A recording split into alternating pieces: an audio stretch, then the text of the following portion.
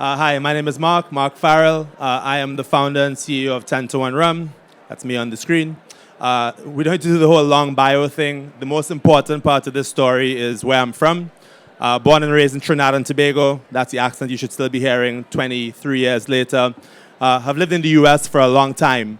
But as a part of that journey, really wanted to find a way to bring a little bit of the magic, of the inspiration that I know about rum, growing up in Trinidad, growing up in the Caribbean, bringing that to life here in the US and hopefully onto a global stage. And that, for me, sort of really inspired the birth of 10 to 1 Rum.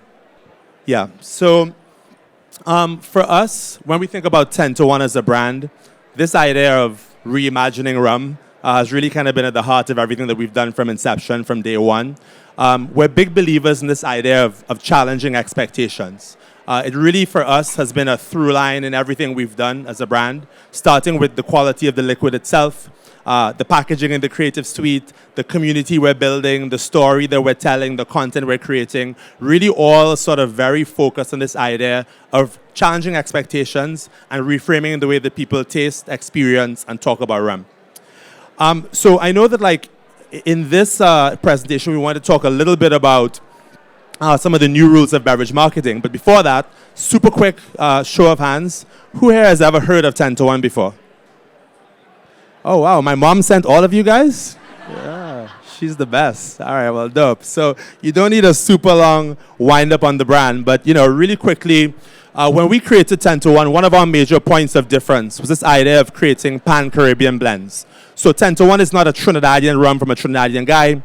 We thought if you brought different distillation methods, different provenance, different terroir from around the region to life, you could create something that's very nuanced, very unique, hopefully pretty exceptional if you've had a chance to try it in its own right. You see up there our two core expressions, our 10 to 1 aged and our 10 to 1 white, which both feature that sort of pan-Caribbean profile.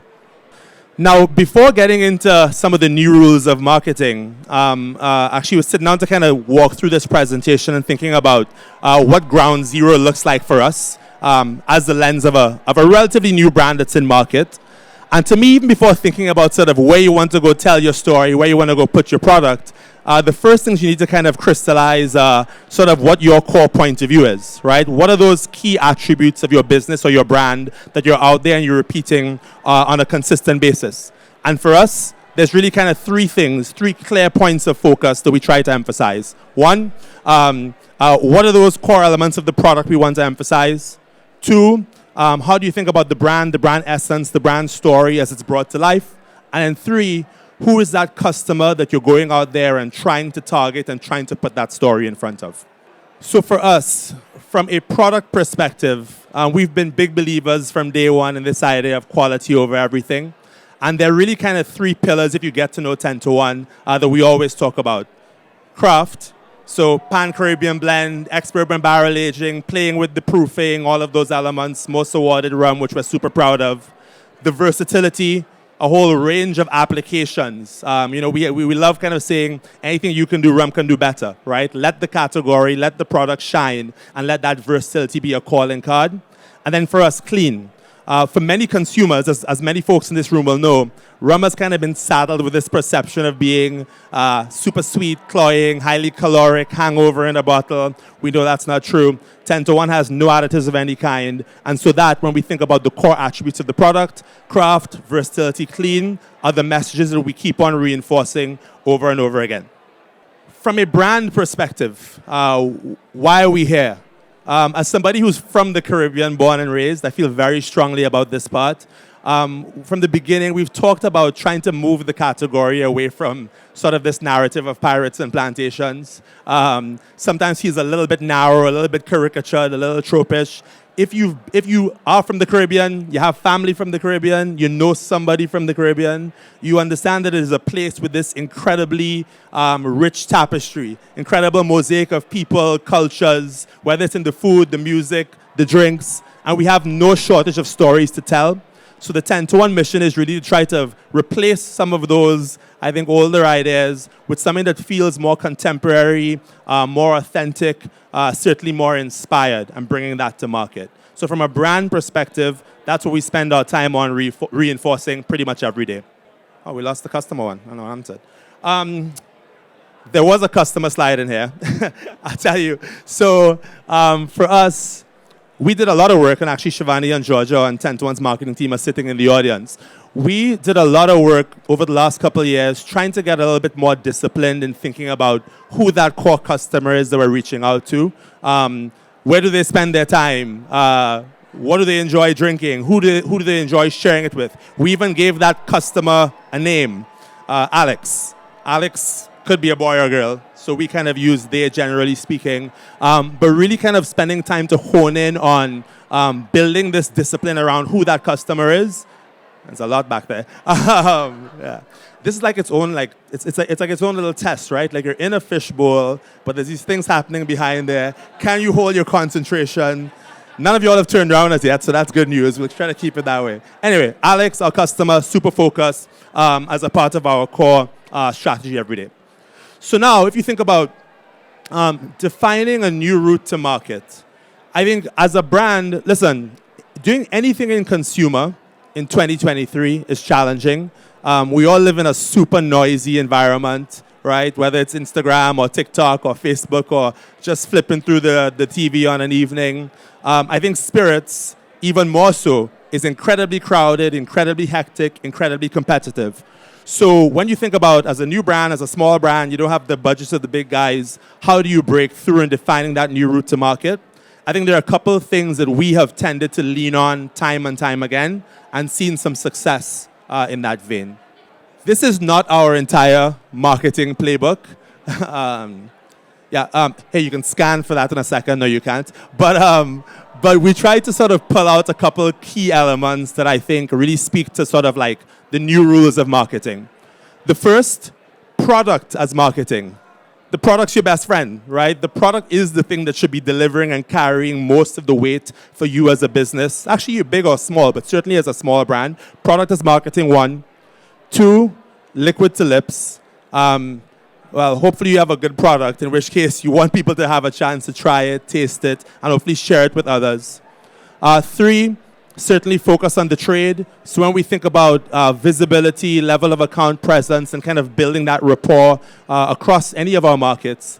And then finally, of course, thinking about what you can do sort of in that digital social realm to really kind of drive and amplify the stories that you have begun to curate. So a little double click into each of those. First, product as marketing. When we launched 10 to 1, and I kind of introduced up front kind of our two core SKUs, we thought that this idea of bringing new news to market on an ongoing basis would certainly be a major boon for us. And so whereas we have those two SKUs that are always in market, our core age and our core white, we love, every kind of 6, 9, 12 months, we bring something else to market. It's almost like, I think of it as like a rotating third slot for sort of, the guest star on the sitcom that comes in and out. We always have a rotating co-star. And for us, we've done that through, one, reserves. So these ultra-limited, super unique products that we've brought to market. We've done a 17-year-old and a 26. Cask finishes. I think a great way to shine a light on the category there. We've done Oloroso Sherry cask finishes. We actually did a great collaboration with Uncle Nearest for Black History Month last year, which was amazing. And even doing some of these custom product partnerships. Up there, that's actually a rum Negroni with chocolate bitters that we did a couple years ago with Coat, which was super, super dope. And I think it's been very well received. So using your product as your first platform, your first foray into marketing is certainly something that we would recommend. As an extension of that, when you think about, I mentioned before one of our core attributes, this idea of leaning into the versatility of the spirit. You see it being brought to life here for us as a brand, whether it's in terms of the kinds of cocktails that we've created, the many accounts that we've been tremendously proud to partner with over a long period of time. These guys right here, who we had a super dope event with just last night, by the way. So shout out to the homies. But finding more and more ways to kind of bring that versatility to life has been a core calling card of ours.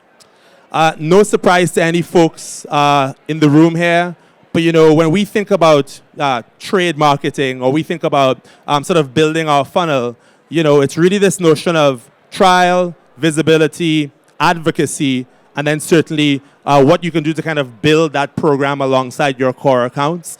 We kind of run through, if you guys came to 10 to 1 HQ, we're sort of running through this checklist on a weekly basis to figure out what we've done, what we've seen be effective to date, where we can improve.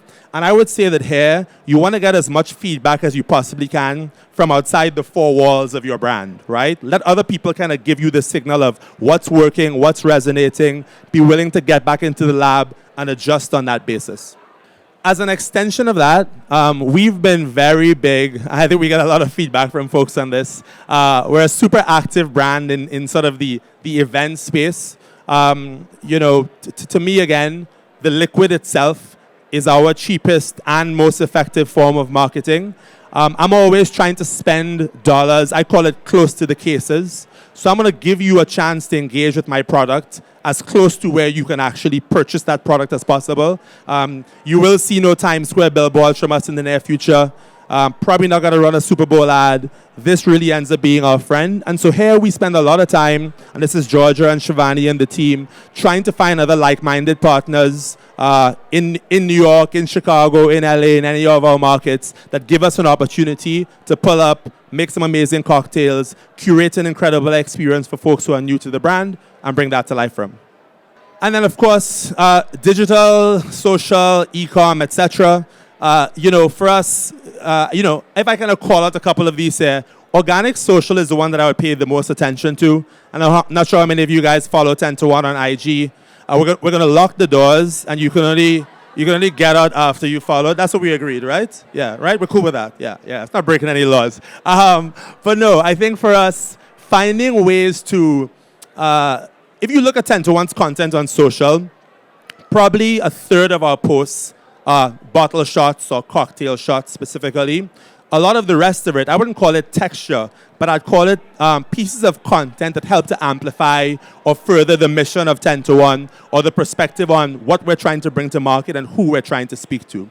So that organic social piece, Shivani was our first hire. She remembers the days when we had 10 followers on IG, getting up to, what are we now, 28,000, 27? Sorry. Yeah, some 26, 27,000 has been a labor of love, but certainly there's some resonance there. And I would just kind of say in that vein, going back to the first couple of slides, where you maintain the discipline and the focus on who you are, what you care about as a brand, and keep on finding new and creative ways to reinforce and amplify that story. I've seen a lot of examples of brands who kind of lose their discipline in that space. Chasing the next like or chasing the next social media trend. We definitely haven't been perfect. And I know I'm probably the one who's harassing these guys about doing new, interesting stuff. But I think we've managed to maintain that discipline quite well. Email marketing for us has certainly been a big boon.